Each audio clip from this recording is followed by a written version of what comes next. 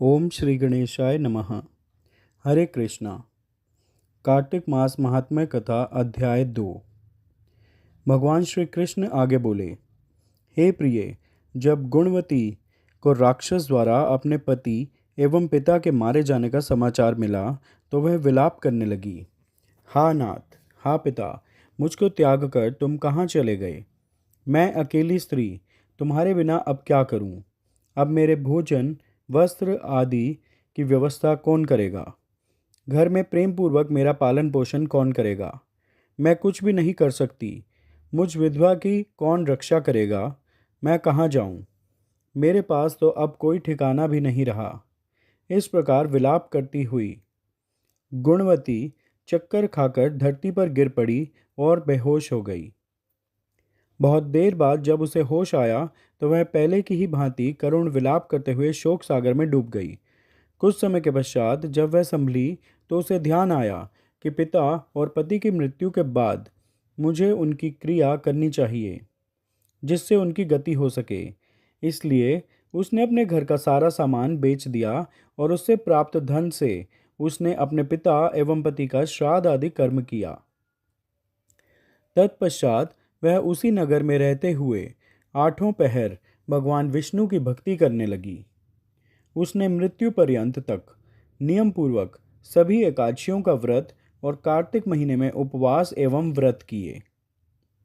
हे प्रिय, एकादशी और कार्तिक व्रत मुझे बहुत ही प्रिय हैं। इनसे मुक्ति, भुक्ति, पुत्र तथा संपत्ति प्राप्त होती है। कार्तिक मास में जब तुला राशि पर सूर्य आता है तब ब्रह्म मुहूर्त में उठकर स्नान करने व व्रत व उपवास करने वाले मनुष्य मुझे बहुत प्रिय हैं, क्योंकि यदि उन्होंने पाप भी किए हों तो भी स्नान व व्रत के प्रभाव से उन्हें मोक्ष प्राप्त हो जाता है। कार्तिक में स्नान, जागरण, दीपदान तथा तुलसी के पौधे की रक्षा करने वाले मनुष्य साक्षात भगवान विष्णु के समान हैं। कार्तिक मास में मंदिर में झाड़ू लगाने वाले, स्वस्तिक बनाने वाले तथा भगवान विष्णु की पूजा करने वाले मनुष्य जन्म मरण के चक्कर से छुटकारा पा जाते हैं।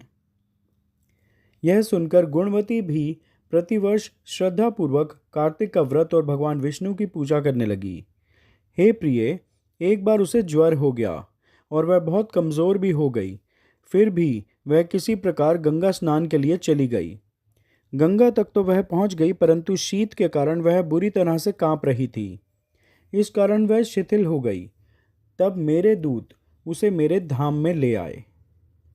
तत्पश्चात ब्रह्मा आदि देवताओं की प्रार्थना पर जब मैंने कृष्ण का अवतार लिया तो मेरे गण भी मेरे साथ इस पृथ्वी पर आए, जो इस समय यादव हैं। तुम्हारे पिता पूर्व जन्म में देव शर्मा थे, तो इस समय सत्राजित हैं। पूर्व जन्म में चंद्र शर्मा जो तुम्हारा पति था वह डाकू है, और हे देवी, तू ही वह गुणवती है। कार्तिक व्रत के प्रभाव के कारण ही तू मेरी अर्धांगिनी हुई है। पूर्व जन्म में तुमने मेरे मंदिर के द्वार पर तुलसी का पौधा लगाया था। इस समय वह तेरे महलों के आंगन में कल्प वृक्ष के रूप में विद्यमान है। उस जन्म में जो तुमने दीपदान किया था, उसी कारण तुम्हारी देह इतनी सुंदर है और तुम्हारे घर में साक्षात लक्ष्मी का वास है। चूंकि तुमने पूर्व जन्म में अपने सभी व्रतों का फल पति स्वरूप विष्णु को अर्पित किया था, उसी के प्रभाव से इस जन्म में तुम मेरी प्रिय पत्नी हुई हो।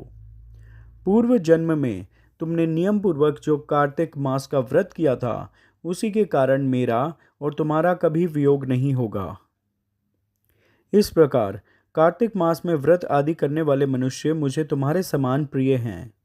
दूसरे जप, तप, यज्ञ, दान आदि करने से प्राप्त फल कार्तिक मास में किए गए व्रत के फल से बहुत थोड़ा होता है, अर्थात कार्तिक मास के व्रतों का 16वां भाग भी नहीं होता है। इस प्रकार सत्यभामा भगवान श्री कृष्ण के मुख से अपने पूर्व जन्म के पुण्य का प्रभाव सुनकर बहुत प्रसन्न हुई। कार्तिक मास महात्म कथा का दूसरा अध्याय समाप्त हुआ।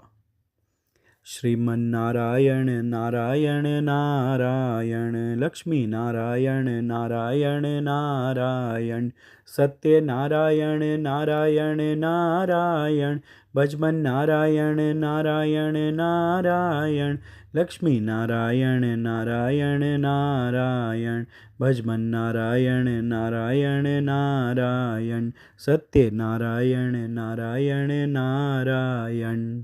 हरे कृष्णा।